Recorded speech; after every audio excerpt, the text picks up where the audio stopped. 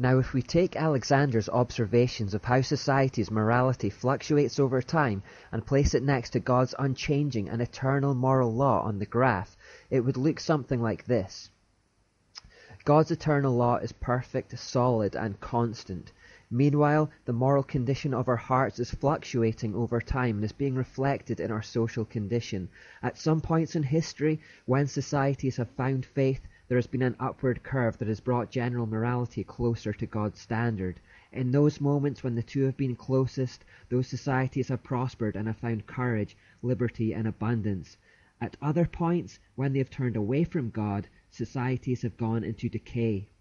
Now, it's important to realize that Christians are told not to follow the pattern of the world, but to hold tightly to God instead. In Romans 12:2 it says, "Do not conform to the pattern of the world, but let God transform you into a new person by changing the way you think." So in theory, the morality of the Christian should look like this on the graph. We shouldn't adapt to the ideas of the age, but simply keep our eyes on God as our fixed reference point. As you can see from our graph, this means that over the years, the gap between what we believe and what the world believes varies over time. Sometimes it's close and other times it's far apart. That means it has been easier to be a Christian in this world at some times than at other times. When we have been blessed with revivals of faith, the general moral climate of society has surged upwards and the difference between us and the world hasn't been that large.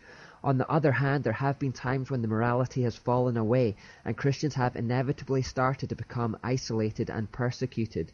It's not us that fluctuates throughout the years, and it certainly isn't God, it's the world. You see, the world makes the mistake of thinking that all change represents progress. It doesn't see that godless change is in fact entropy, like mouldy apples who can't see their own mouldiness. On the other hand, the Bible and its moral precepts have been the same for thousands of years and will never change. Now, unfortunately, we are living in a moment in history when the morality of the world is falling away from God, and because of the increasing gap, Christians are increasingly marginalized and despised. If the gap keeps increasing, things will get much worse still for Christians. But before we Christians start feeling sorry for ourselves as we anticipate the dark times ahead, it should be emphasized that the church not only has the power, but it has the responsibility to change society for the better. Jesus told us that we are the salt of the earth. Now, salt is a preservative, so what he meant was that we are called to stop society from going mouldy or bad. Where the truth is being attacked, it is our job to defend it. Jesus also told us that we are the light of the world. Now, this is something more proactive. It means being intentional in bringing the gospel to the world and letting our good deeds shine so that people come to know Jesus through us. Jesus promised that if we did this, the gates of hell could not and would not prevail against us. So here's something we need to get a hold of. The truth is that if society is failing, it's because the church first began failing. It's because we stopped being salt and light. It's because we became complacent, comfortable, apathetic, selfish, or fearful. As goes the church, so goes the world, is a reliable saying. If the church goes into decline, it won't be long before the world follows. We are its moral guardians. That's why in 1 Peter 4:17 it says that judgment begins with God's household. If the church takes the command to be salt and light seriously, we will change the moral climate of society and save souls. That's a simple fact. Without any shadow of a doubt, history tells us that whenever men and women have taken the Great Commission seriously and in His strength boldly proclaimed the gospel, it has always changed things for the better. I get the feeling that Christians think of themselves as powerless in the face of rampant secularism and occult spirituality today. We don't think we can really change things, but that's a lie from the mind of Satan that has no grounding in reality. When you read the book of Acts in the Bible, you are left with the unavoidable conclusion that the Spirit-filled Christians in those days were an unstoppable force in the world. Men and women of God were filled with courage to boldly proclaim the gospel by the power of the Holy Spirit, and the gates of hell just couldn't prevail against it. The truth was spreading like wildfire, and beatings and torture and even deaths just couldn't derail them. Ever since those days, whenever Christians have chosen to fulfill the Great Commission, they have revolutionized the world and raised social morality in the process. History attests this fact. Whenever the Great Commission has been taken seriously, it has always changed the world. And that Great Commission still applies to us. We are all called to be Wilberforces and Luther King Jr.'s and William Tyndales and Apostle Paul's in our own time, to let our faith embolden us, to challenge the prevailing norms of our age, endure the scorn, and to change things for the better, to not conform to the world, but to be transformed by the renewing of our mind, and then to let that inner transformation impact the world around us. That is what it means to be salt and light. And if we take the command seriously, there is simply nothing on earth that can stop it. Nothing.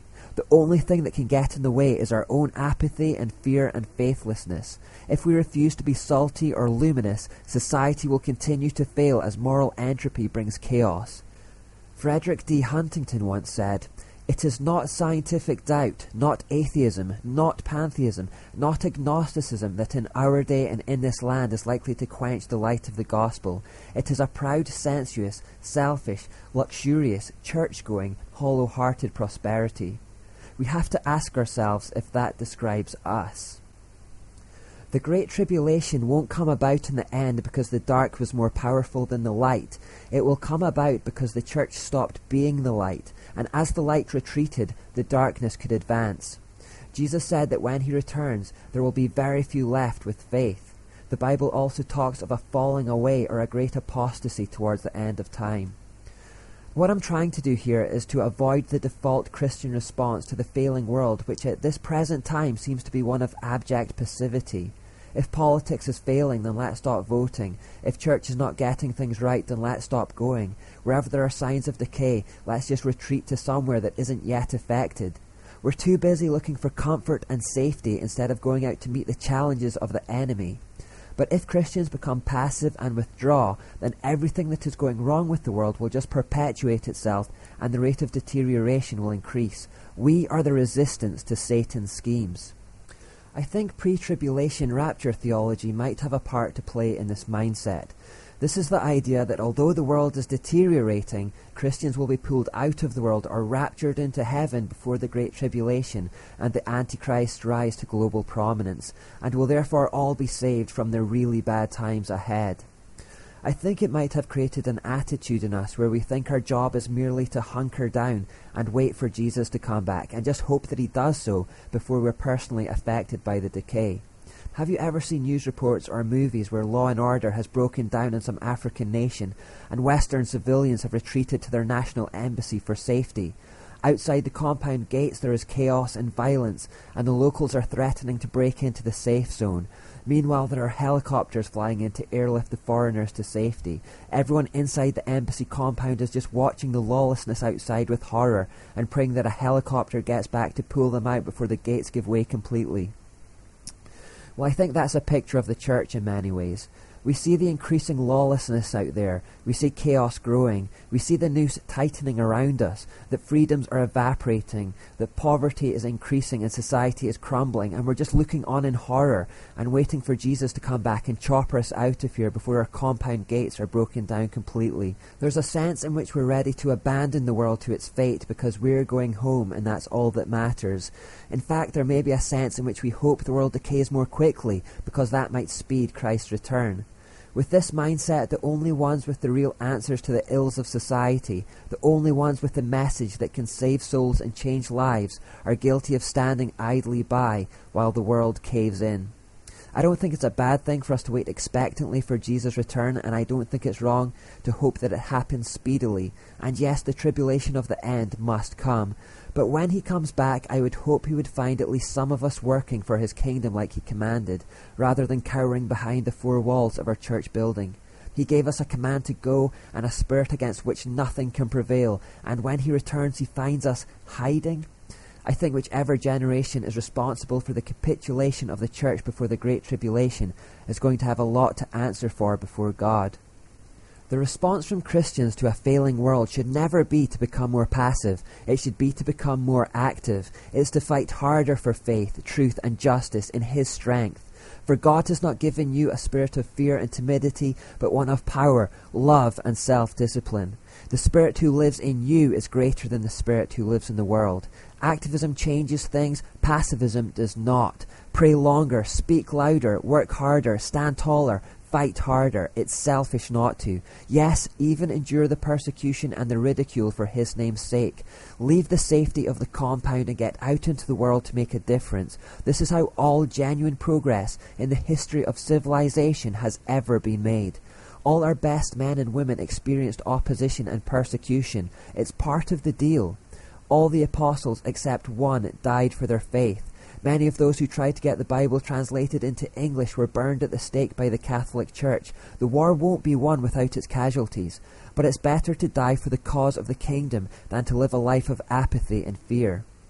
Jesus said, "If you try to hang on to your life, you will lose it, but if you give up your life for my sake, you will save it."